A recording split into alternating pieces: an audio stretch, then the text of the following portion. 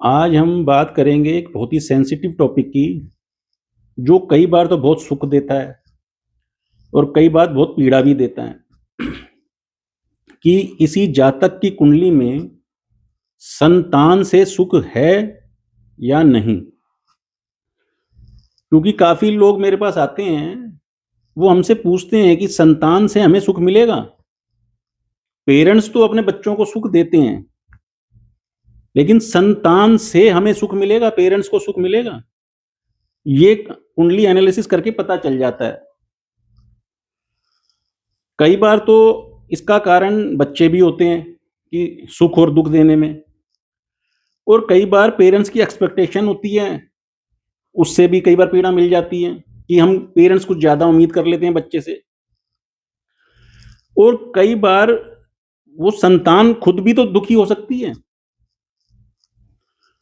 अगर संतान कोई व्यक्ति खुद ही दुखी है, तो वो किसी को सुख कैसे देगा? तो एक कारण ये भी हो सकता है कि उसकी फाइनेंशियल पोजीशन अच्छी नहीं है, उसकी अपनी पर्सनल लाइफ अच्छी, मैरिड लाइफ अच्छी नहीं चल रही, तो वो पेरेंट्स को कैसे सुख देगा, क्योंकि वो उसकी खुद ही दिनचर्या खराब चल रही है। एक कारण ये भी होता है।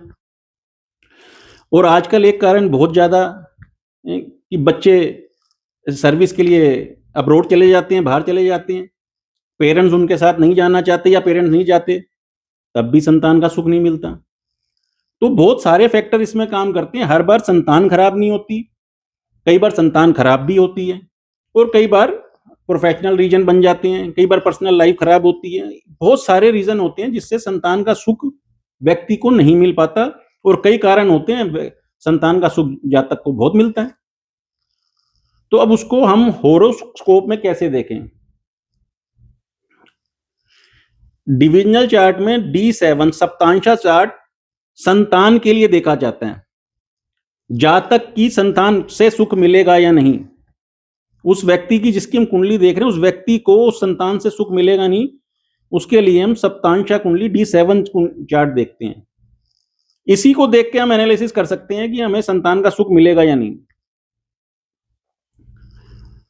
पैरामीटर वही है, लगन लग्नेश, संतान की इच्छा, उसकी प्राप्ति के लिए लगन लग्नेश देखा जाता है, और सुख के लिए चतुर्थ भाव देखा जाता है।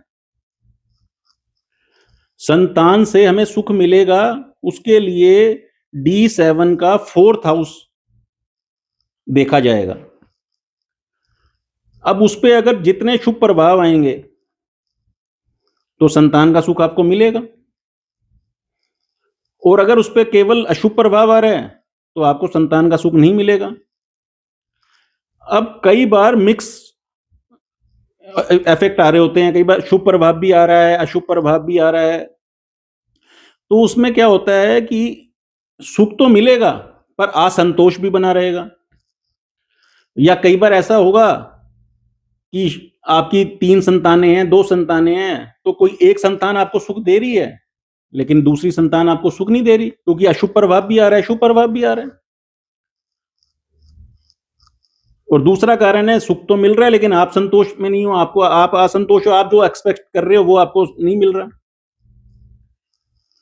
अगर पूरा ही शुभ प्रभाव आ रहा है, तो सुख मिलना ही है। अब ये सुख स्थायी रहेगा या नहीं रहेगा? सुख तो मिल रहा है, लेकिन आपको, आपका जब तक जीवन है तब तक आपको मिलेगा। उसके लिए मंगल को देखना होता है। परमानेंट सुख के लिए मंगल को देखना होता है कि भाई मंगल पे क्या प्रभाव आ रहा है। मंगल से चतुर्थ भाव को देखना होता है कि मंगल से जो जो कुंडली का चतुर्थ भाव है, मंगल से उसकी पोजीशन क्या है।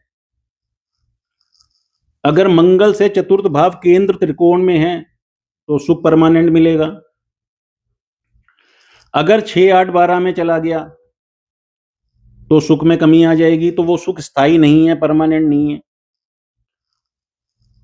और मंगल की अपनी पोजीशन क्या है, मंगल किस राशि में है, तो परमानेंट सुख के लिए मंगल को देखा जाएगा। मंगल का संबंध D7 के लगन लग्नेश से आ जाए, तो अच्छी पोजीशन बन गई, वो सुख परमानेंट बना रहेगा।